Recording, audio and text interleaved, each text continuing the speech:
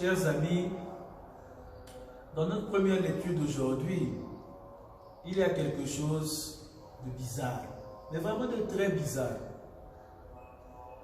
Vous savez que lorsque Jésus a donné le mandat missionnaire à ses apôtres, il leur a dit: tout pouvoir m'a été donné au ciel et sur la terre. Allez donc de toutes les nations, faites des disciples, les baptisant au nom du Père et du Fils et du Saint-Esprit, leur apprenant à garder tout ce que je vous ai instruit. Et moi, je suis avec vous tous les jours jusqu'à la fin des temps. Matthieu chapitre 28, les versets 18 à 20, le dernier verset de l'évangile selon saint Matthieu. Ça, c'est ce que Jésus avait dit au moment de se séparer de ses disciples, au moment de l'ascension.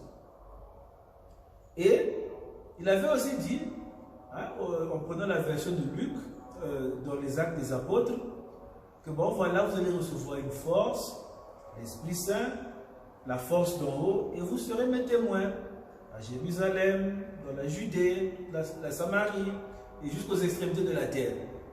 On pouvait se dire que, avec tout ce que Jésus a dit, et sinon on ajoute même encore ce que hier le bon pasteur disait, que j'ai encore d'autres brebis qui ne sont pas de cet enclos, mais je ferai en sorte qu'elles soient là avec moi, de sorte qu'il y ait un seul enclos, un seul troupeau, un seul pasteur. Donc, malgré tout ça là, qu'est-ce qui se passe? On se rend compte que dans la mise en exécution, dans la mise en pratique du mandat missionnaire, les choses n'étaient pas aussi simples que ça. Les choses sont... L'évangélisation, on peut même dire que c'est passé par des moments de crise. N'oublions pas ce que nous avons lu les jours passés. Que par exemple, l'évangile de la Samarie, c'est lorsque on a persécuté les gens après la mort d'Étienne, que les gens en se dispersant, bon, ceux qui étaient en Samarie ont commencé à évangéliser les Samaritains. Et là où ils allaient évangéliser. Donc c'était une crise qui les a fait sortir de Jérusalem pour aller maintenant annoncer l'évangile aux Samaritains. Ça, on a vu ça dans les jours passés. Et maintenant, aujourd'hui, il y a quelque chose de très bizarre. Imaginez que Pierre est attaqué par des disciples, par des premiers chrétiens, des juifs, mais qui croient en Jésus, qui ont reçu l'Esprit Saint, qui ont reçu les sacrements, qui lui disent, qui lui reprochent à lui: toi là, tu es entré dans la maison des incirconcis pour manger avec eux. Parce que Pierre était entré dans la maison du centurion Corneille. Il est parti, il a été l'hôte de Corneille, et il est resté un temps là-bas. Et quand les autres à Jérusalem ont appris ce que Pierre a fait, ils étaient scandalisés. Mais en même temps, en le voyant revenir, on sent comme s'il était en colère. On dit: toi, c'est ce que tu as fait. Entrer dans la maison des incirconcis et manger avec eux. Et pauvre Pierre, il est obligé de pouvoir relater toute la scène, tout ce qui est arrivé depuis le commencement. Depuis la vision qu'il a eue et jusqu'à ce qu'il soit parti chez Corneille et tout ce qu'il a vu. Donc il est obligé de s'expliquer. Devant des gens, on peut sentir qu'ils sont en colère, qu'ils ne sont pas d'accord avec nous. Aujourd'hui, on dirait, le pape est attaqué par des membres de l'église pour dire: quoi? Saint-Père, c'est ce que tu as fait. Le premier pape, dans les premières lectures, il est attaqué. Attaqué par les membres de son église. Et lorsqu'il a fini de leur expliquer cela, qu'est-ce qui se passe? On nous dit qu'ils se calmèrent. La traduction en français est plus jolie que celle qu'on a eue en anglais là. En anglais, on dit they were satisfied. Mais en français, ils se calmèrent. Ça veut dire que ça bouillonnait en eux. Et puis après, quand il leur a tout expliqué, ils se calmaient. Ils disent: oh, donc même aussi aux païens, Dieu a fait des choses extraordinaires. De sorte qu'ils ont pu recevoir le message de repentance pour la vie éternelle. Alors qu'est-ce qui se passe? Ils rendirent gloire à Dieu. Vous voyez, non? Ceux qui étaient en train de critiquer Pierre, ceux qui étaient remontés contre Pierre, ceux qui étaient en train de bouillonner, maintenant là, le sentiment change, ils se mettent à glorifier Dieu. Mais vous voyez, il y a toute une leçon là-dedans.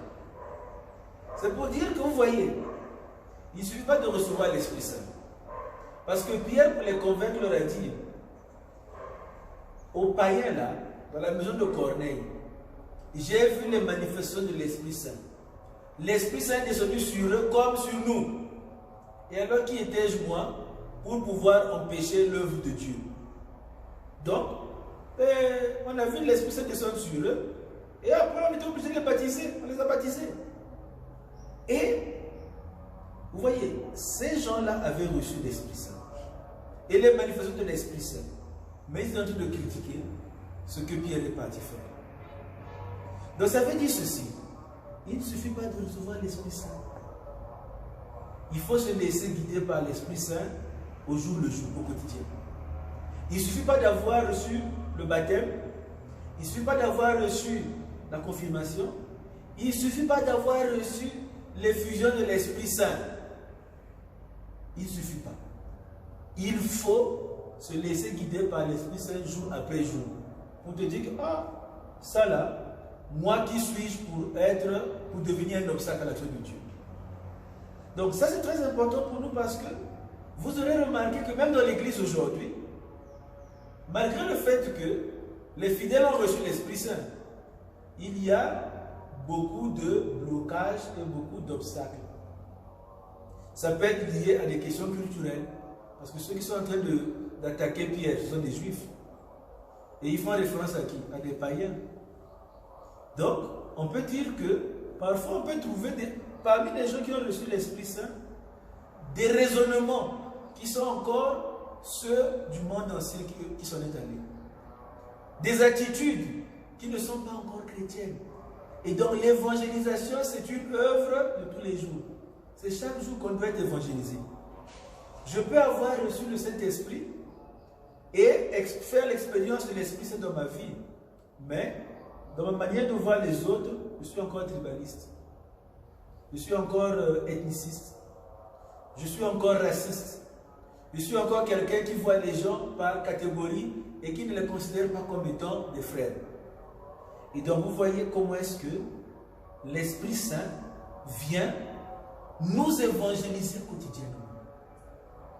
Donc c'est chaque jour que nous avons besoin d'être évangélisés. Et donc nous allons prier pour que nous aussi, qui avons reçu l'Esprit Saint, nous puissions être de ceux qui sont dociles à l'Esprit Saint. Que nous puissions devenir, pour reprendre une terminologie utilisée par le Concile Vatican II, de ceux qui savent lire les signes des temps. Savoir déchiffrer les signes des temps. Où est-ce que l'Esprit Saint nous amène? Où est-ce que Dieu nous amène? Vous voyez, la parole de Dieu aujourd'hui nous montre que le protagoniste de la mission, celui qui est en charge, c'est Dieu lui-même, c'est l'Esprit Saint. Nous, notre travail à nous consiste non pas à aller prêcher nos idées, aller enseigner nos propres doctrines humaines. Notre travail à nous consiste à nous laisser guider par Dieu. Ce que Dieu a déclaré pur, qui suis-je moi pour le déclarer impur? Qui suis-je moi? Dieu lui-même a reconnu ou a sanctifié.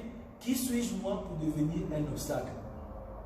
Alors, chers amis, demandons à l'Esprit Saint de pouvoir purifier, de pouvoir évangéliser, de pouvoir illuminer les membres de l'Église. Pour que tout ce qui fait en sorte que Jésus, qui est venu pour donner la vie et la vie en abondance, tout ce qui fait que ce Jésus ne soit pas connu à cause de nos divisions internes, cela puisse céder le pas.